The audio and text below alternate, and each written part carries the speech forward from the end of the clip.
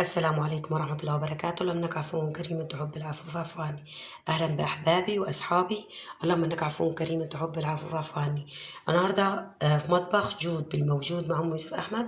مطبخكم البسيط، مطبخكم المتواضع، مطبخ أم يوسف السعودية اللي إن شاء الله بيكم وليكم هيبقى كبير إن شاء الله. النهاردة جايبه لكم وصفة لتنظيف عيون البوتاجاز.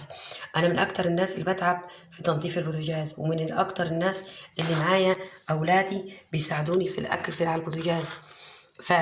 البوتاجاز بيبقى حاله ما يسرش عدو ولا حبيب.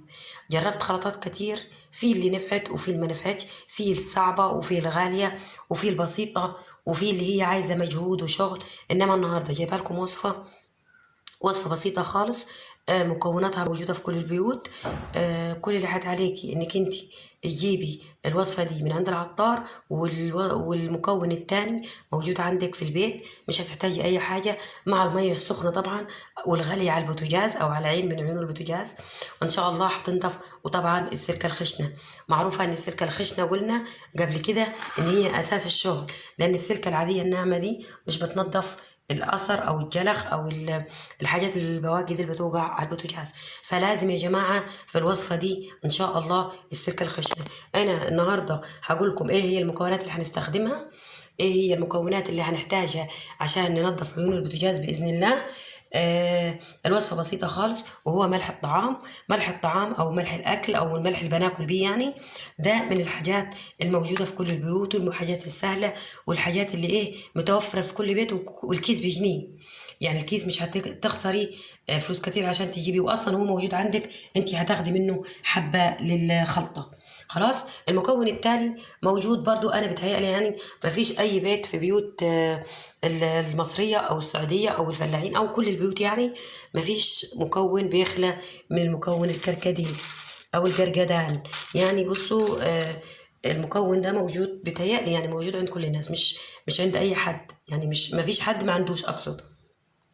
الكركديه من المشروبات طبعا، المشروبات الجميلة، المشروبات المفيدة للضغط سواء عالي أو واطي.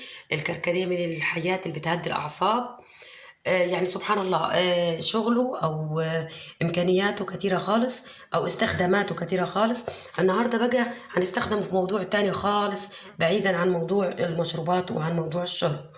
النهارده هنستخدمه في التنظيف. وعلى فكره الكركديه ان شاء الله هعملكم 3-4 وصفات بنستخدم فيهم الكركديه في التنظيف. اول وصفه ان شاء الله باذن الله هنعملها النهارده، وهي تنظيف عيون البوتاجاز. من اكتر الحاجات اللي بتجري الناس كلها واللي بتتعب المرأة المصرية أو الست، اللي هو تنظيف عيون البوتاجاز. مش عايزة أوريكم منظر العيون بتاعتي أنا ازاي ليها 3-4 أيام ما غسلتهاش، بس صراحة متعبة خالص. النهاردة هوريكم ازاي هننضفها عملي وبالكلام ان شاء الله. يبقى المكونين اللي هنستخدمهم بإذن الله في تنظيف بوتاجازك: الملح والكركديه. تروحي كده شاطرة كده من أي مكان، أي عطار جنبك أو أي محل، تقولي أنا عايزة كركديه. خلاص، تجيبي كركديه ب5 جنيه وتجيبي ملح وتخليه في البيت. هنستخدمه إن شاء الله في كذا وصفة بإذن الله في الأيام الجاية. أول وصفة زي ما قلت لكم هي وصفة عيون البوتاجاز، هننظفه كله بإذن الله. النهاردة جهزوا معايا الخلطة، وبكرة إن شاء الله هنكمل الفيديو ونعمله عملي. إن إحنا نعمله عملي انا وانتو. ازاي؟ هوريكم. هناخد الكركديه ونحط عليه معلقه ملح، ونحطه في حله كبيره واسعه على البوتاجاز، ونحط عيون البوتاجاز كلها ونسقطها فيه، ونخلي الميه تغلي لمده ربع ساعه. على فكره كمان لو ضفتي نص ليمونه يبقى حلو خالص. خلاص، ونسيب الميه تغلي، وبعد كده بالسلكه الخشنه زي ما قلت لكم، لازم السلكه الخشنه، هنفرك العيون. هتلقيها بمنتهى السهوله نطفت معاكي، نطفت طريقه جميله خالص. هوريكم عملي انا النهارده، بس جيت اقول لكم حضروا معايا الخلطه وجهزوها. الكركديه والملح والحله موجوده في البيت، العيون على البوتاجاز، والليمون لو عندك ماشي، ما عندكيش مش مشكله. وهنحطهم زي ما قلت لكم في النار، على النار. اللي عايز يجرب الوصفه قبل ما نعملها عملي، نحطه على النار ونخلي الميه بالعيون تغلي لمدة 10 دقايق ربع ساعة، وبعدين بسلكة خشنة ادعك العيون وصفيها ونشفيها. هتاخدي أحلى شغل وأرخص شغل، وشغل يا بلاش عيون البوتاجاز بورق الكركديه. إن شاء الله أشوفكم الفيديو الجاي، استنوني عشان نعمل الوصفة عملي.